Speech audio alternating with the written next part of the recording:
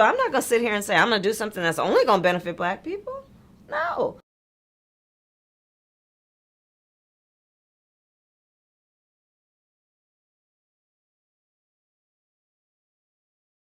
Passed the COVID-19 hate crimes bill 94-1. He was talking about why is it that Asians have hate crime bills but black people do not, and specifically he said this: Black Americans experience 10 times the hate crimes of Asians, despite only being 2 times the Asian population. The fact that we have anti-Asian hate crime legislation while Black Americans still do not, after centuries of putting up with violence from white people and now illegal Latinos, is asinine.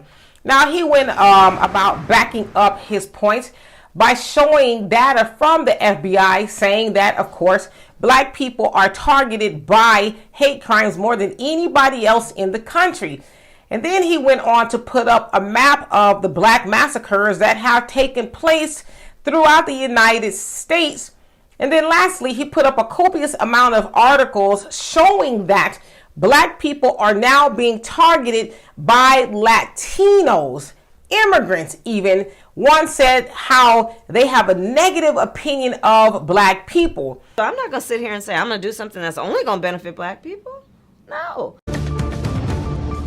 The U.S. will send more aid to Ukraine in its efforts to defeat Russia. According to the Pentagon, the nearly $225 million package includes air defense systems, artillery, and anti-tank weapons. So I'm not going to sit here and say I'm going to do something that's only going to benefit black people. No. Let me sign the Respect for Marriage Act into law.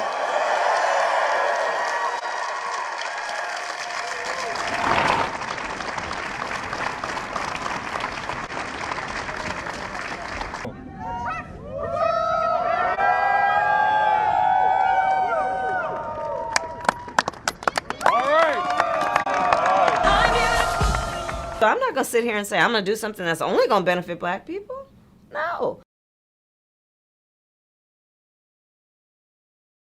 We gather here today to right a grave wrong.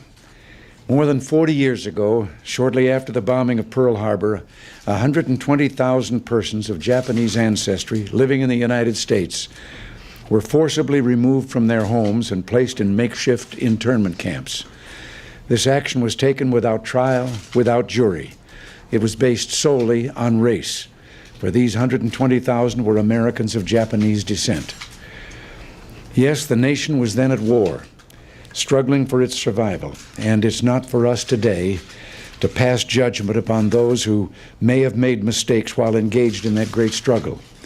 Yet we must recognize that the internment of Japanese Americans was just that, a mistake.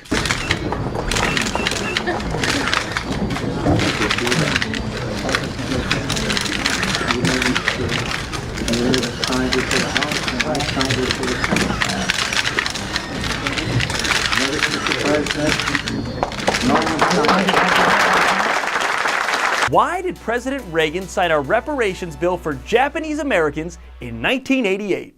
That's when President Reagan approved a law that gave $20,000 to any living Japanese American who'd been placed in an internment camp. And it cost the government around $1 billion. Now, it still pales in comparison to the roughly $6 billion lost by Japanese Americans over the course of the war. 50 years is a long time to wait to make things somewhat right. Is it so far off to think that things can still be made somewhat right 150 years later for a group that was illegally enslaved and then preyed upon for decades following emancipation? That's kind of a question for Congress.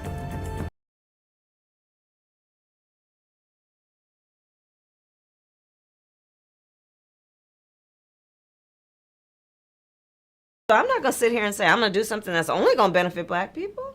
No.